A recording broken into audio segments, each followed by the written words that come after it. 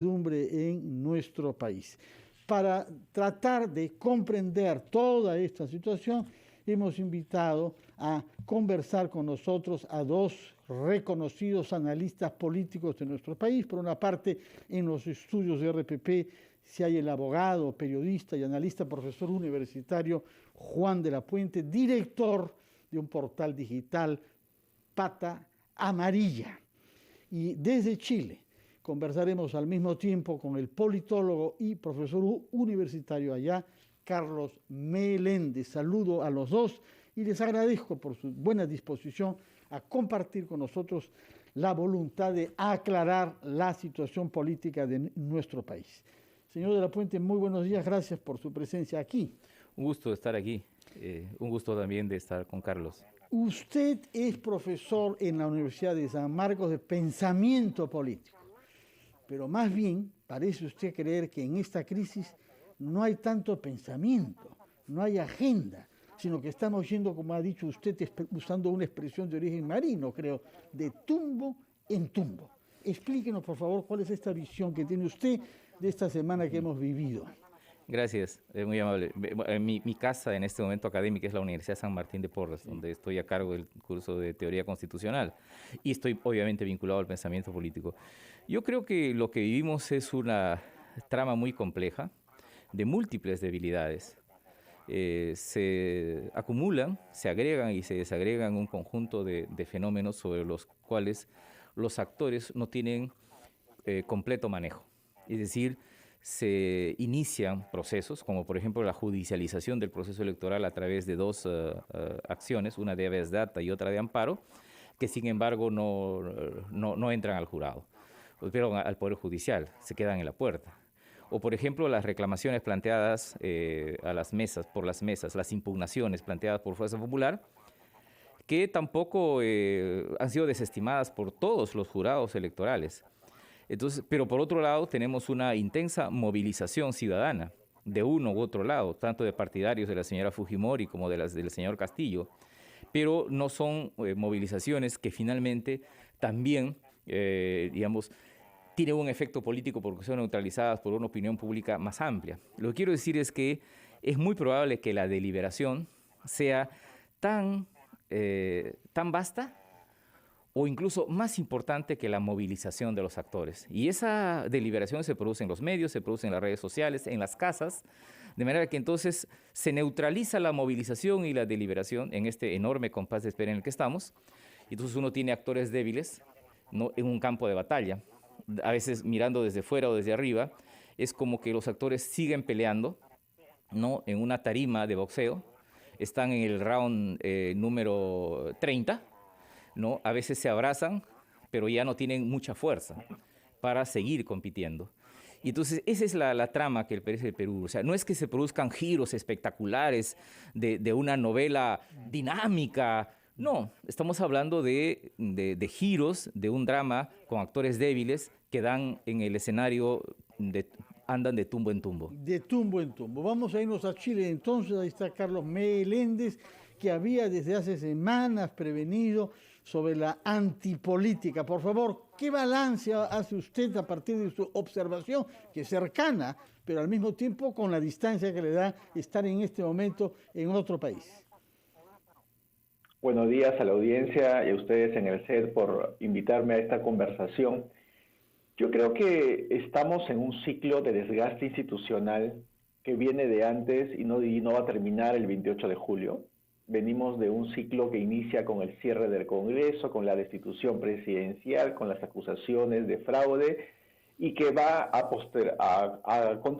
continuar con más eventos donde se va a poner a prueba hasta cuándo se puede jalar la soga de la polarización. En este contexto obviamente, estoy de acuerdo con Juan cuando dice que existe una debilidad de actores. Los actores son muy débiles en medio de estas batallas, actores cansados, pero que sin embargo van a seguir luchando. Pero donde hay actores democráticos y actores mafiosos y delictivos también. O sea, yo estoy de acuerdo de que existen una gran convicción en la defensa del voto de parte de sectores liberales, de sectores de la centroderecha, de sectores dentro del fujimorismo. Yo creo que existen convicciones para defender lo que ellos consideran la justicia electoral. Lamentablemente también hay otros actores que en este río revuelto y que no tienen valores democráticos, que entran a jugar un rol y tratan de pescar algo en este desorden y esta incertidumbre que se está construyendo. Yo creo que hay que, para dejar un poco de lado la polarización, o en todo caso para entenderla mejor, yo creo que no podemos seguir en esta visión dicotómica, maniquea del mundo, en donde unos son buenos y otros son malos, sino yo creo que hay que analizar la defensa del voto de la centro-derecha en 3 niveles. En el nivel de las convicciones, porque efectivamente hay un sector que está convencido de que se han cometido irregularidades graves y que hay que defender el voto. Pero también hay que considerar que en estos actores hay una estrategia política. Están asumiendo algunos costos. O sea, Mario Vargas Llosa, Lourdes Flores Nano, que tienen una trascendencia y una trayectoria democrática, están poniendo a prueba el desprestigio, están poniendo a prueba su prestigio, mejor dicho, a prueba de una causa. Pero también dentro de y lo están haciendo corriéndose altos riesgos. Por lo tanto, también hay que ver que están evaluando algunos beneficios, que hay algún tipo de estrategia detrás. ¿Qué es lo que hay detrás? ¿Cuál es la racionalidad detrás de seguir luchando, de seguir propugnando por esta defensa de los votos? En el caso del fujimorismo, Keiko Fujimori mantenerse como la lideresa del sector movilizado, buscar una representación de la centroderecha, tener una capacidad de negociación para defender la Constitución del año 93. Creo que el panorama es mucho más complejo como para seguir insistiendo entre una división entre buenos y malos. De acuerdo. Juan de la Puente, el señor Meléndez nos ha hablado de una división en los dos campos, porque si lo he comprendido bien, el campo que respalda a Keiko Fujimori integran liberales que quieren transparencia electoral con intereses oscuros de actores delincuenciales, hay de los dos. Mientras que en la izquierda vemos algo parecido, porque hay algunos sectores que quizá de buena fe creen en el cambio social y otros que tienen condenas por corrupción. Es cierto, tanto Castillo como Fujimori son cabezas, no sé si son cabezas ahora, pero en todo caso dan lugar a amplias coaliciones. La coalición que encabeza la señora Fujimori es la más amplia que el fujimorismo ha podido lograr desde el año 2011. Esta coalición incluye a su propio padre, que no estaba en la elección de 2016, y sectores que tienen variadas expresiones, que piden un golpe de Estado, que piden una auditoría internacional, que han planteado la judicialización del proceso electoral, y orgánicamente Fuerza Popular plantea una revisión de cara al propio jurado electoral dentro de las reglas electorales. A veces me da la impresión que esa coalición la excede, ¿no? Y entonces, por ejemplo, las marchas que han sido convocadas para la defensa del voto del fujimorismo ya no son marchas convocadas por Fuerza Popular, son marchas convocadas por colectivos donde hay una clara orientación ultraderechista, donde incluso están fuerzas que plantean una reivindicación del virreinato y la colonia, estos grupos denominados partidarios de la Cruz de Borgoña y etcétera. Mi impresión es que, y en el otro lado de la izquierda, la coalición es menor, es una coalición en el sentido de amplitud, porque evidentemente la izquierda ha sufrido en los últimos años una merma de sus capacidades políticas y organizativas. Por ejemplo, esta izquierda no está acompañada de la sociedad civil de izquierda o progresista, que anduvo en la segunda vuelta muy distante y criticando aspectos esenciales del discurso del señor Castillo. La discusión hoy día entre ambas coaliciones es cómo entran a la segunda etapa, o sea, es decir, la etapa posterior al 28 de julio. Y tengo la impresión que por encima o por fuera o con distancia de ambos sectores se está organizando una especie de centro político, de centro económico y de centro social que no está ni con Fujimori ni con Castillo. Por ejemplo, en el Congreso tengo la impresión que Alianza para el Progreso y Acción Popular son el núcleo de un agrupamiento equidistante, tanto a Fuerza Popular como a Perú Libre. Y creo que en la sociedad peruana hay una demanda que dice, que señala, que reza, que queremos cambio, pero un cambio coherente, consistente y un cambio pactado. Eso uno abre los diarios, escucha la radio, la televisión, y ese centro económico que también es político y también es social, me parece que está llamado después del 28 de julio, no a arbitrar, pero a plantear un esquema de diálogo. Porque en esta ecuación, en la ecuación previa al 28 de julio, ya no hay dos mitades. O sea, yo creo que está Fujimori, está Castillo, cada uno con su agrupamiento o coalición, pero está también la sociedad. Está la sociedad regional, están los empresarios, están los trabajadores.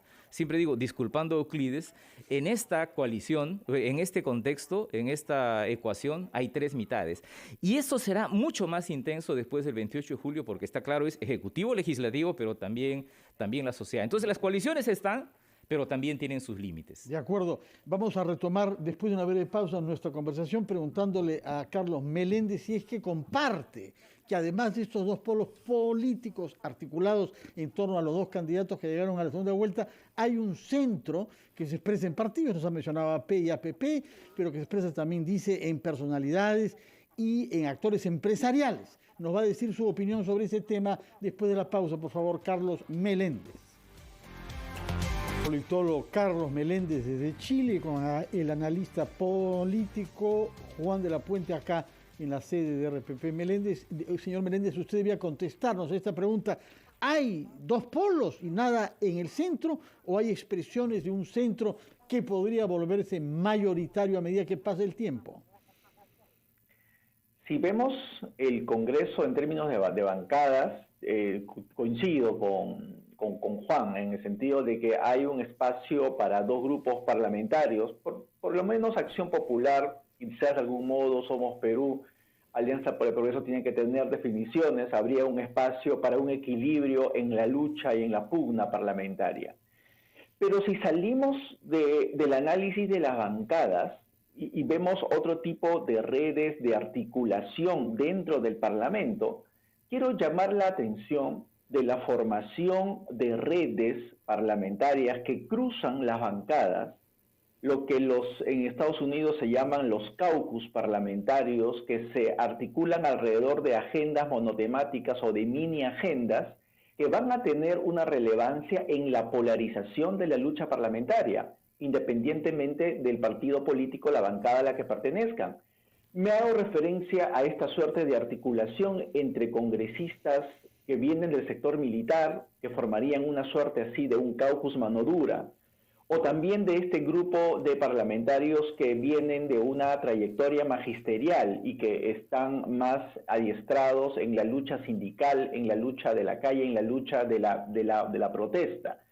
Es decir, ojo con eso, estoy de acuerdo de que tiene que haber voces y tiene que haber actores que jueguen un rol centrista, pero ojo con estas mini agendas o estas agendas monotemáticas que se van articulando de manera más cohesionada que las bancadas a través de estos temas polarizantes.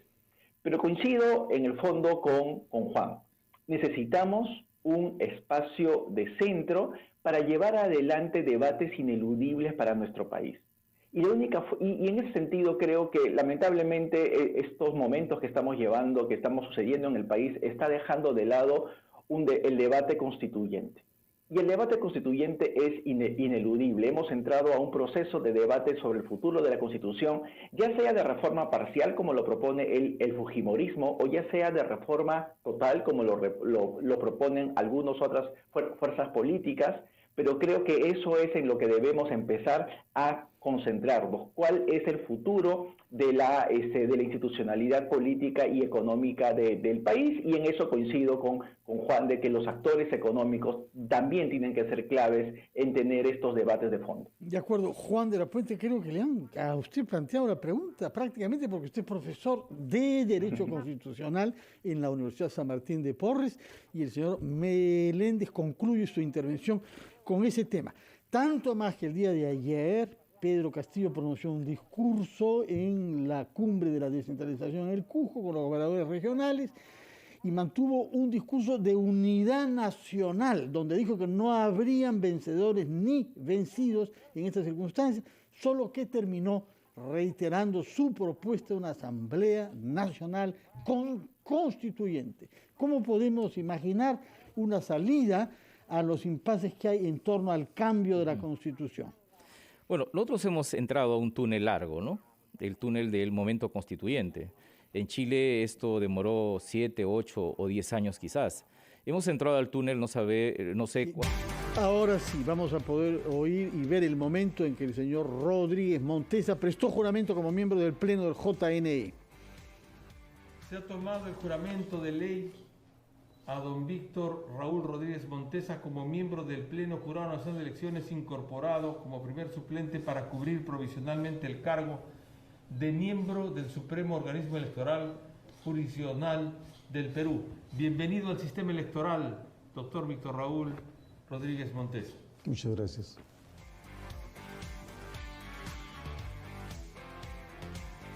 Bueno, ya tuvo lugar esta ceremonia entonces y el que era hasta el momento un fiscal supremo pasa a asumir funciones en tanto que tal como miembro del Pleno del Jurado Nacional de Elecciones, que con 4 miembros, a falta del quinto, puesto que el Colegio de Abogados no ha nombrado a su representante, podrá funcionar con quórum y esperemos que desde hoy mismo pueda haber las apelaciones que le han sido presentadas.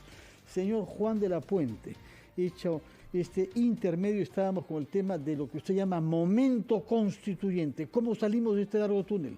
Es un momento largo.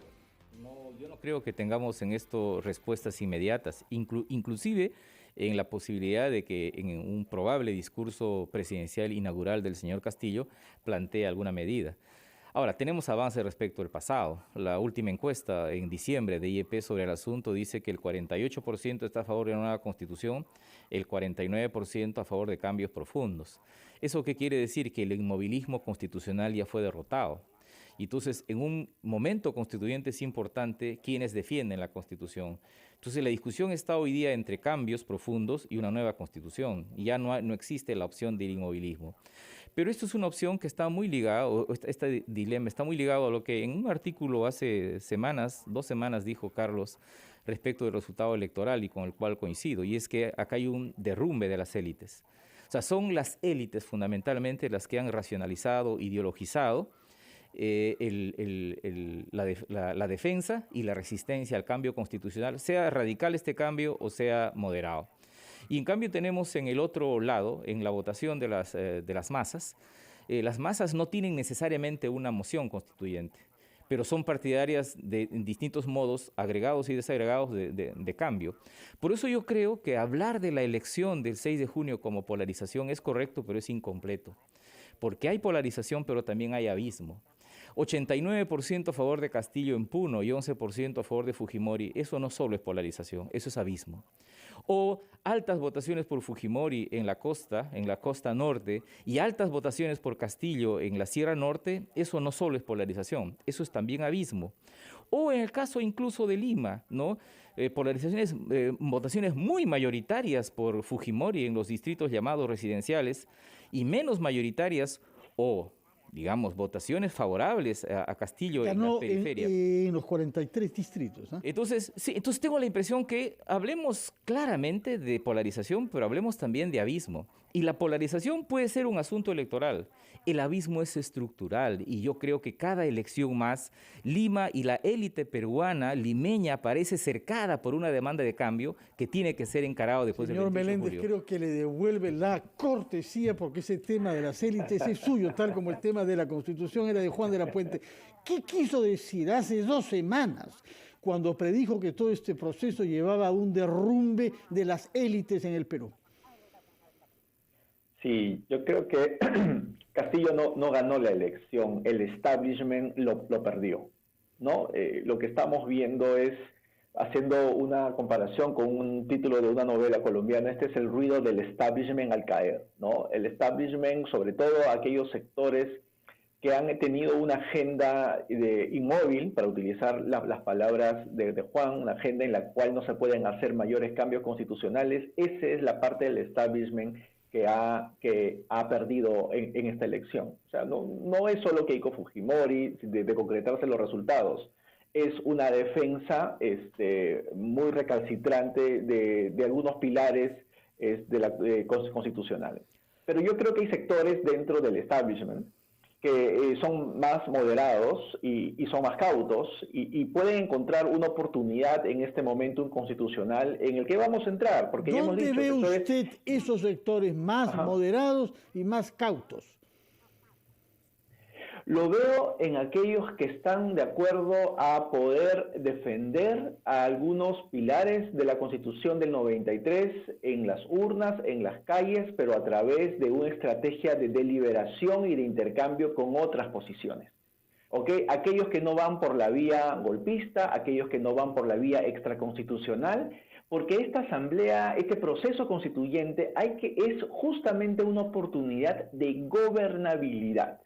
No hay que ver la asamblea constituyente como un escenario en el cual se genera mayor incertidumbre. Es decir, no hay que ver la posibilidad de una asamblea que cierre el Congreso que se acaba de elegir, sino puede ser una suerte de, a la chilena, de una convención que mientras el Congreso legisle, se puedan ubicar en un espacio paralelo representaciones de diferentes sectores, incluyendo obviamente los sectores del establishment y los sectores del mundo fuera de Lima, en las cuales pueden ponerse de acuerdo y pueden deliberar sobre algunos temas. Yo creo que hay la oportunidad, para ese encuentro. Nos alegra el optimismo. Nos quedan pocos minutos, así que yo quiero aprovechar para introducir y conocer la reacción de ustedes ante un tema que ha conmocionado a la opinión pública, que es la reaparición de un rol político de Vladimiro Montesinos.